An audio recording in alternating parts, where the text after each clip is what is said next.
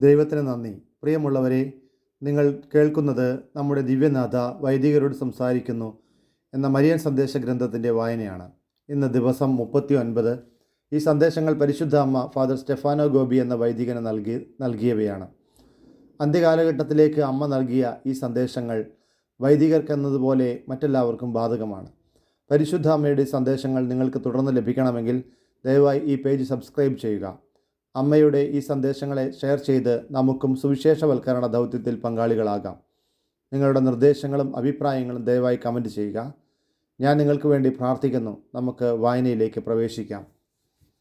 1979 ശുദ്ധീകരണത്തിൻ്റെ അടയാളങ്ങൾ. ജനുവരി 1, 1979 ദൈവമാതൃത്വ തിരുനാൾ. 167 കരുണാർദ്രമായ സ്നേഹം.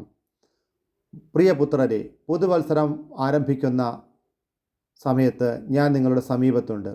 എൻ്റെ വിമല ഹൃദയത്തിൽ വിശ്വാസമർപ്പിക്കുക. എൻ്റെ പുത്രൻ യേശുവിൻ്റെ കരുണാർദ്ര സ്നേഹത്തിൻ്റെ പദ്ധതി എൻ്റെ ഹൃദയത്തിൽ സംരക്ഷിക്കപ്പെടുന്നു. ദൈവത്തിൻ്റെ പരിപൂർണ മഹത്വത്തിന് ലോകത്തെ മുഴുവൻ പിതാവിങ്കിലേക്ക് തിരിച്ചു കൊണ്ടുവരുവാൻ അവിടുന്ന് കാംക്ഷിക്കുന്നു.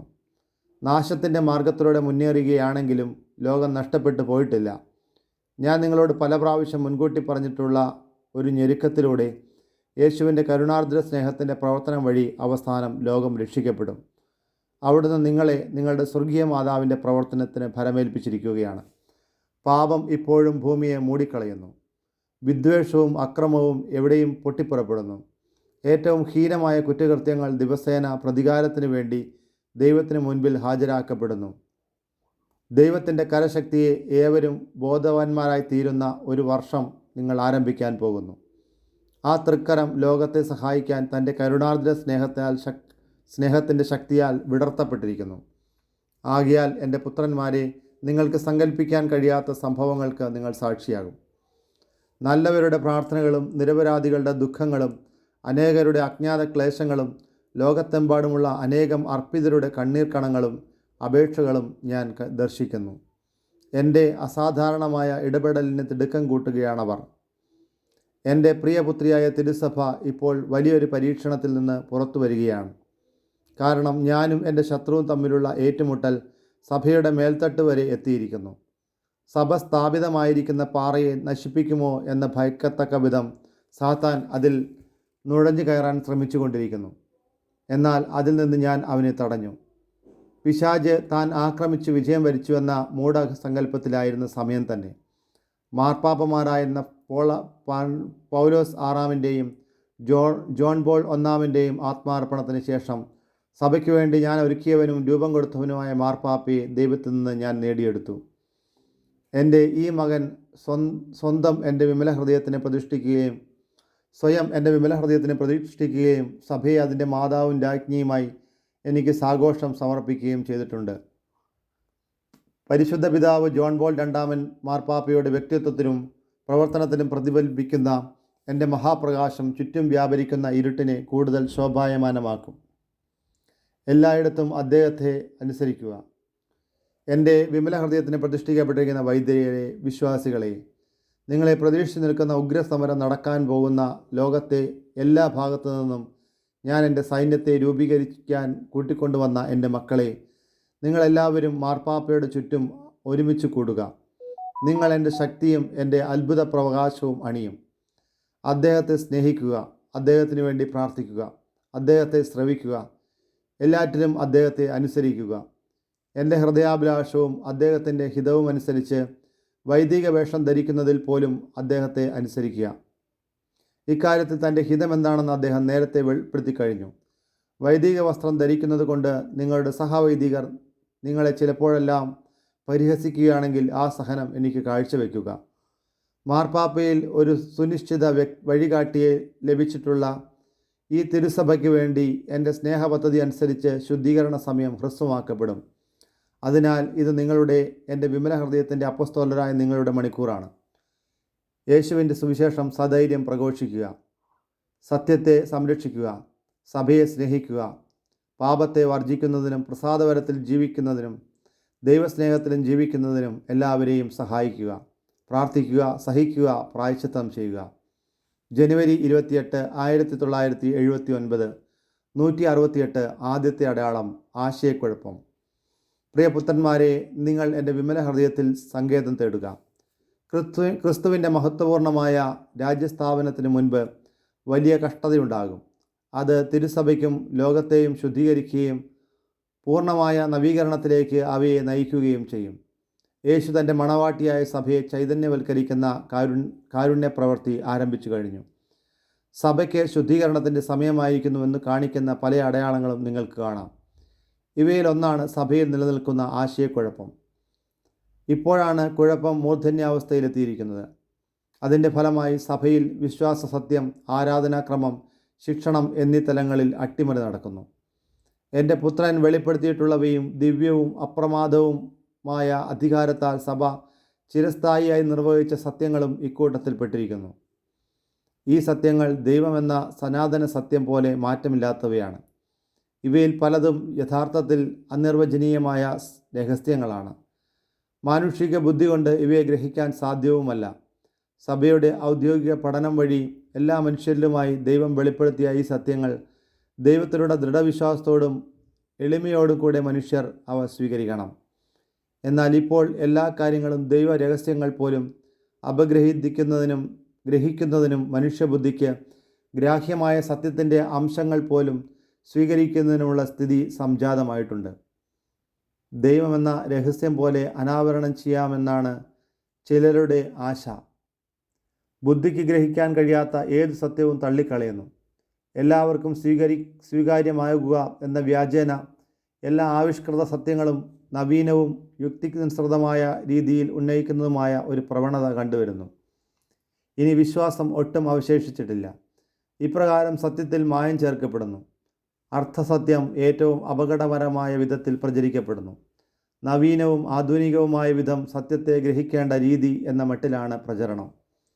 കത്തോലിക്ക വിശ്വാസത്തിൻ്റെ അടിസ്ഥാനമായ സത്യങ്ങളെ തകിടം മറിക്കുന്നതിൽ ഇത് എത്തിച്ചേരുന്നു. സത്യങ്ങൾ വ്യക്തമായി നിരസിക്കപ്പെടുന്നില്ല. എന്നാൽ അവ വ്യത്യസ്ത അർത്ഥമുള്ളതായി ചിത്രീകരിക്കുകയും അങ്ങനെ അസത്യവുമായി കൂട്ടിക്കുഴച്ച് സഭയുടെ പ്രബോധനങ്ങളുടെ മാറ്റുകുറച്ച് കാണിക്കുകയും ചെയ്യുന്നു. ഇതിൻ്റെ അടിസ്ഥാനത്തിൽ പ്രസംഗങ്ങളും വാദപ്രതിവാദങ്ങളും അവിരാമം തുടരുന്നു. ഫലമോ വിശ്വാസം നഷ്ടപ്പെടുകയും അബദ്ധത്തിൻ്റെ അന്ധകാരം എങ്ങും വ്യാപിക്കുകയും ചെയ്യുന്നു. സഭയ്ക്കുള്ളിൽ ശക്തിപ്പെടുന്നതും അവളുടെ പ്രബോധനങ്ങളെ തകിടം മറിക്കുന്നത് വഴി ഉടലെടുക്കുന്നതുമായ ആശയക്കുഴപ്പമാണ് അവളുടെ ശുദ്ധീകരണത്തിൻ്റെ സമയം സമീപിച്ചിരിക്കുന്നതിനുള്ള നിങ്ങൾക്കുള്ള സുനിശ്ചിതമായ അടയാളം. സഭയെന്നാൽ യഥാർത്ഥത്തിൽ നിങ്ങൾക്കിടയിൽ അദൃശ്യനായി ജീവിക്കുന്ന ക്രിസ്തുവാണ് സത്യം. ആകയാൽ സദാസമയവും സത്യം തന്നെയായ ക്രിസ്തുവിൻ്റെ പ്രകാശത്തിൽ സഭ പ്രശോഭിക്കണം. എന്നാൽ ഇക്കാലത്ത് സഭയുടെ ശത്രു വിജയം നേടിയിരിക്കുന്നു. അവൻ്റെ സൂത്രത്തിലുള്ള വഞ്ചനാപരമായ പ്രവൃത്തികളാൽ സഭയുടെ ഉള്ളിലേക്ക് ഏറെ അന്ധകാരം കടത്തിവിടുന്നതിൽ അവൻ വിജയം കൈവരിച്ചിരിക്കുന്നു. പിശാചിൻ്റെ പുകയേറ്റ് സഭ ഇന്ന് കറുത്തിരുണ്ടുപോയി. പിശാച് ആദ്യമായി എൻ്റെ മക്കളുടെ അനേകരുടെ ചിന്താശക്തിയിലും വിചിന്തനത്തിലും മങ്ങലേൽപ്പിച്ചു. മിഥ്യാസ്തുതിയിലൂടെയും അഹങ്കാരത്തിലൂടെയും അവരെ അവൻ വഴിതെറ്റിച്ചു. അങ്ങനെ തിരുസഭയെ ഇരുണ്ടതാക്കി. നിങ്ങളുടെ സ്വർഗീയ മാതാവിൻ്റെ പ്രിയസുതരെ, എൻ്റെ വിമല ഹൃദയത്തിൻ്റെ അപ്പസ്തോലരെ, ഇന്ന് നിങ്ങൾ ഇതിനു വേണ്ടി വിളിക്കപ്പെട്ടിരിക്കുന്നു. വാക്കാലും മാതൃകയാലും പോരാടുന്നതിന്, സത്യം എല്ലാവരാലും സ്വീകരിക്കപ്പെടുന്നതിനും ഈ വിധം പ്രകാശത്താൽ ആശയക്കുഴപ്പത്തിൻ്റെ അന്ധകാരം തോൽപ്പിക്കപ്പെടുന്നതിനും. ഇക്കാരണത്താൽ എൻ്റെ പുത്രൻ യേശുവിൻ്റെ സുവിശേഷം അക്ഷരാർത്ഥത്തിൽ നിങ്ങൾ ജീവിക്കണം. നിർമ്മലമായും ലളിതമായും ജീവിക്കുന്ന സുവിശേഷമായിരിക്കണം നിങ്ങൾ. അനന്തരം നിങ്ങൾ ജീവിക്കുന്ന സുവിശേഷം ശക്തിയോടും ധൈര്യത്തോടും കൂടി എല്ലാവരോടും പ്രഘോഷിക്കണം. നിങ്ങളുടെ വാക്കുകൾക്ക് നിങ്ങൾ നിറഞ്ഞിരിക്കുന്ന പരിശുദ്ധാത്മാവിൻ്റെ ശക്തിയും നിങ്ങളുടെ സ്വർഗീയ അമ്മ നിങ്ങൾക്ക് പ്രദാനം ചെയ്യുന്ന വിജ്ഞാനത്തിൻ്റെ വെളിച്ചവും ഉണ്ടായിരിക്കും. ഫെബ്രുവരി 2, 1979 ഉണ്ണി യേശുവിനെ ദേവാലയത്തിൽ കാഴ്ചവെച്ച തിരുനാൾ. 169 രണ്ടാമത്തെ അടയാളം അച്ചടക്കരാഹിത്യം. തൻ്റെ കുഞ്ഞു ശിശുവിനെ സമർപ്പിക്കുന്നതിനായി ദേവാലയത്തിൽ സ്വയം സന്നിഹിതയായിരുന്ന നിങ്ങളുടെ സ്വർഗീയ മാതാവിനെ ഓർത്ത് ധ്യാനിക്കുക. അവിടുന്ന് മനുഷ്യനായി ജനിച്ച പിതാവിൻ്റെ വചനമാണ്. അവിടുന്ന് ദൈവത്തിൻ്റെ പുത്രനാണ്. അവനിലൂടെ അത്രേ പ്രപഞ്ചം സൃഷ്ടിക്കപ്പെട്ടത്. പ്രതീക്ഷിക്കപ്പെട്ടിരുന്ന മിശിഹ തന്നെ അത്രേ അവൻ. പ്രവചനവും നിയമവും അവനെ ചൂണ്ടിക്കാണിക്കുന്നു. എന്നാലും അവിടുന്ന് മനുഷ്യാവതാരത്തിൻ്റെ പ്രഥമ നിമിഷം മുതൽ അവിടുന്ന് പിതാവിൻ്റെ തിരുച്ചിത്തത്തിന് ഏറ്റവും എല്ലാറ്റിനും സ്വയം അനുസരിക്കുന്നു. ഓ ദൈവമേ, കണ്ടാലും ഞാൻ അങ്ങയുടെ തിരുച്ചിത്തം നിറവേറ്റുവാൻ ഇതാ വന്നു.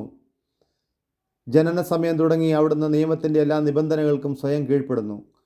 8 ദിവസം കഴിഞ്ഞ് പരിച്ഛേദന കർമ്മം ഇന്ന് 40 ദിവസം കഴിഞ്ഞ് ദേവാലയത്തിൽ അർപ്പിക്കപ്പെടുന്നു. മറ്റേത് പ്രഥമജാതനെയും പോലെ എൻ്റെ പ്രഥമജാതനും ആദ്യ നിമിഷം മുതൽ എൻ്റെ പ്രഥമജാതനും ദൈവത്തിനുള്ളതാണ്. നിർദ്ദിഷ്ടമായ കാണിക്കയർപ്പണം വഴി അവിടുന്ന് വിട്ടുകൊടുക്കുന്നു. പുരോഹിതൻ്റെ കരങ്ങളിൽ നിന്ന് അവൻ എൻ്റെ കരങ്ങളിലേക്ക് മടങ്ങി വരുന്നു. ഖഡ്ഗത്താൽ കുത്തിത്തുറക്കപ്പെട്ട എൻ്റെ വിമല ഹൃദയത്തിൻ്റെ മുറിവിലൂടെ അവിടുന്ന് നവമായി ഞാൻ വഴിയായി അർപ്പിക്കപ്പെടുന്നു. അങ്ങനെ പിതാവിൻ്റെ തിരുച്ചിത്തത്തിനുള്ള ഞങ്ങളുടെ സമ്മതം ഞങ്ങൾ ഒരുമിച്ച് വീണ്ടും ഉച്ചരിക്കുന്നു. പ്രിയപുത്രന്മാരെ, എൻ്റെ കൈകളിൽ നിങ്ങൾ ഇനിയും ചെറിയവരാകാൻ ഞാൻ അഭ്യർത്ഥിക്കുന്നത് വിധേയത്വത്തിൻ്റെയും ദൈവത്തിരുമനസ്സിലുള്ള പൂർണ്ണമായ അനുസരണത്തിൻ്റെയിലൂടെയും നിങ്ങളുടെ ശിശുവായ യേശുവിനോട് അനുരൂപപ്പെടാനത്രേ. ഇന്ന് ദൈവത്തിൻ്റെ തിരുമനസ്സിന് വിധേയമല്ലാതെ ജീവിക്കുന്ന എൻ്റെ അനേകം പുത്രന്മാരെ കാണുമ്പോൾ എൻ്റെ ഹൃദയത്തിന് മുറിവേൽക്കുകയാണ്. തങ്ങളുടെ വൈദികാവസ്ഥയ്ക്ക് ആവശ്യമായ നിയമങ്ങൾ അവർ അനുസരിക്കുന്നില്ല. മിക്കപ്പോഴും പ്രസ്തുത നിയമങ്ങളെ അവർ പരസ്യമായി ലംഘിക്കുന്നു.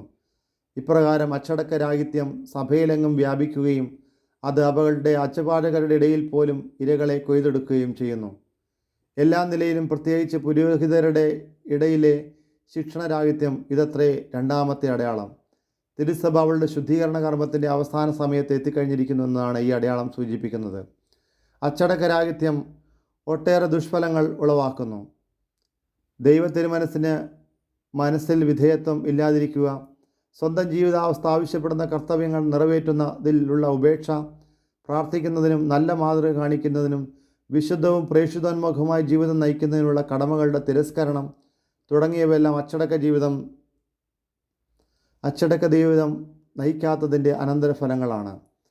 അമിതമായ പ്രവർത്തനങ്ങളിൽ മുഴുകിയും പ്രാർത്ഥന ഉപേക്ഷിച്ചും കഴിയുന്ന വൈദികർ എത്രയുണ്ട്.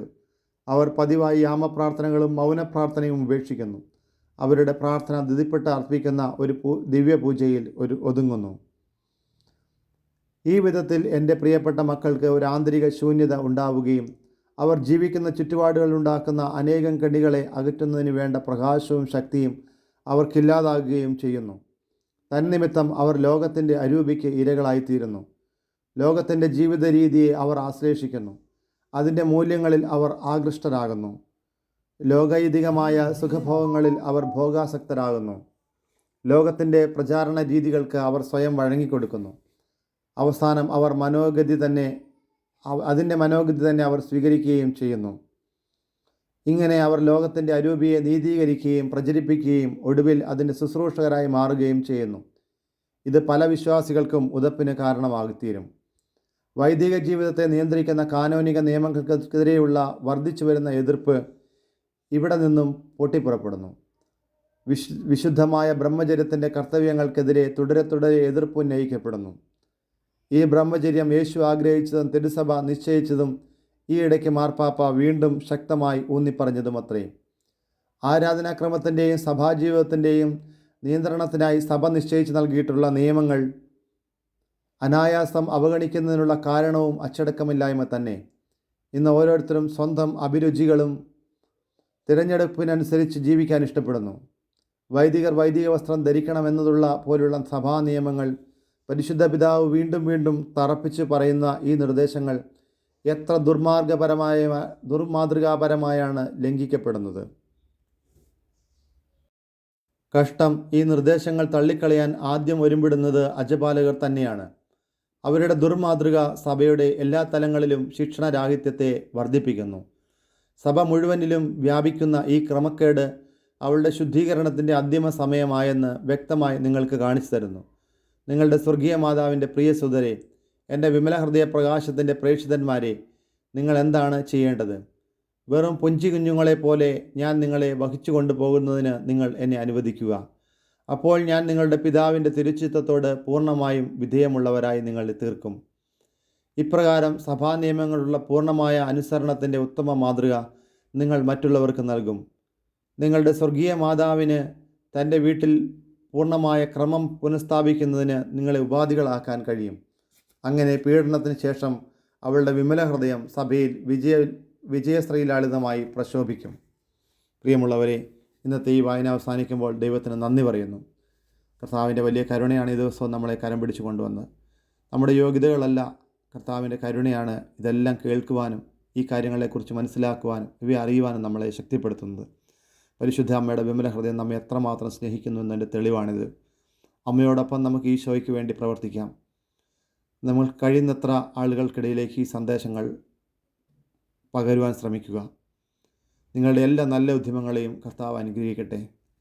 ഈശോയുടെ നാമത്തിന് മാത്രം മഹത്വം ഉണ്ടായിരിക്കട്ടെ. യേശുവെ നന്ദി, യേശുവെ സ്തുതി, യേശുവെ സ്തോത്രം, യേശുവെ ആരാധന. ദൈവമേ നന്ദി, പരിശുദ്ധാത്മാവേ നന്ദി, പരിശുദ്ധാത്മാവേ സ്തുതി, ദൈവമേ മഹത്വം, ആരാധന.